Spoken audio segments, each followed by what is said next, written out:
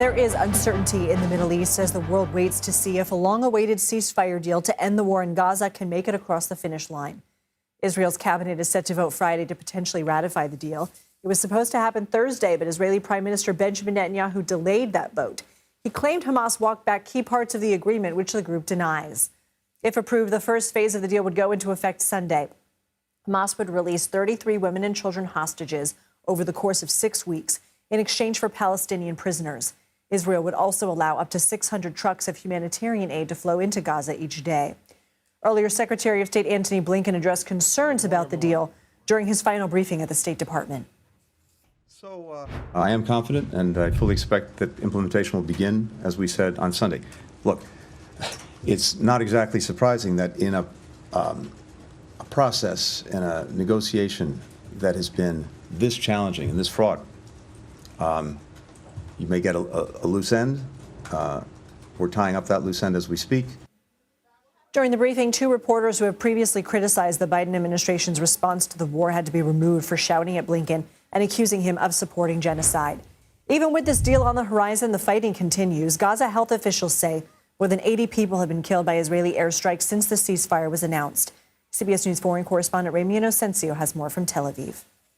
Yes, an Israeli official tonight confirmed to CBS News that the cabinet will convene tomorrow, Friday, to decide whether to approve that ceasefire and hostage deal. And this is important because it was a day of anxiety just after that deal was announced. This morning, we woke to news that cabinet meetings to approve that deal would not go ahead after the Prime Minister's office accused Hamas of reneging on the deal, parts of the deal, to try to extract more concessions. Israeli media reported that Hamas basically wanted to choose which Palestinian detainees that it could get in exchange for Israeli hostages.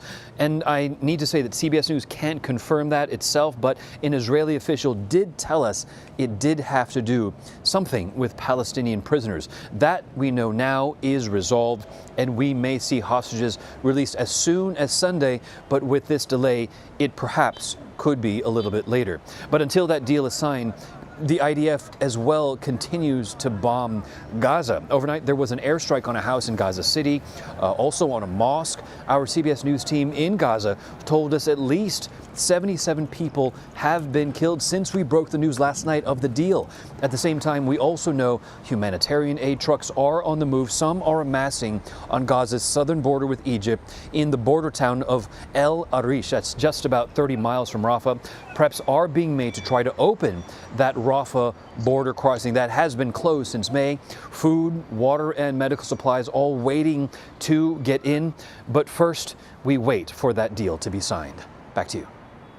Ramy Inocencio, thank you. John Alterman joins us now. He's a senior vice president and director of the Middle East program at the Center for Strategic and International Studies. John, thanks for being here. What do you make of this last-minute uncertainty, or as the secretary would say, loose end regarding the ceasefire deal? I'm a little surprised. For a while, I thought it was maybe delaying it until President Trump is president once again. That still may be what's going on, but I have every confidence that at this point, this deal is going to go forward. How far it goes, as we talked about a couple of days ago, I'm not really sure, but it seems to me at least the beginning is likely to start within the next few days. Whether it's under the Biden administration, the Trump administration, we'll just have to wait and see. And assuming the deal holds, what happens next with Hamas? Would you expect it to maintain control of Gaza even after Israel killed many of its senior leaders? I'm not sure how much control they'll have. They'll certainly want to maintain as much control as they can. And that's going to be one of the things that is going to be unfolding in the next few weeks. And for Israelis, certainly hardline Israeli ministers who are skeptical of the deal to start with, some of whom said that they will leave the government if this goes forward, they're going to watch just how much control, how much influence Hamas has. And that's going to determine whether they stay in the government or leave the government. Interestingly, the head of the opposition said, we will give you the security to go forward, Mr. Prime Minister, if to make this deal happen. So what Netanyahu's managed to do is he's managed to give himself clearance to abandon the deal, clearance to go forward with the deal. He can go either way. What are the hangups for some of the people in his government who oppose the deal? Look, there are a lot of people who take the prime minister at his word that the goal of this is to completely destroy Hamas. Hamas has clearly not been completely destroyed. And there are some people who argue fairly that if that's the goal hasn't been reached. We should keep fighting. There are others who argue the important thing is saving innocent Israeli lives.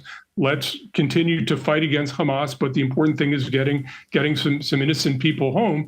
That's a difference that Netanyahu has seemed to find a way to split and maintain his control and power through whatever happens. So what is going to be that measure in the next 6 weeks once this deal is implemented prior to that would lead to negotiation of phase 2? We know that President-elect Trump's incoming national security advisor said they would support Israel if they needed to resume its offensive in Gaza. What's the red line for Israel? Well, there are a whole series of questions about who is going to be released, whether they'll be alive. There are going to have to be negotiations about the male Israeli soldiers and what the terms of that will be, whether there actually will be a ceasefire. I think, in fact, President Trump and his team are going to come in with a huge mediation problem to judge whether each side is meeting its obligations.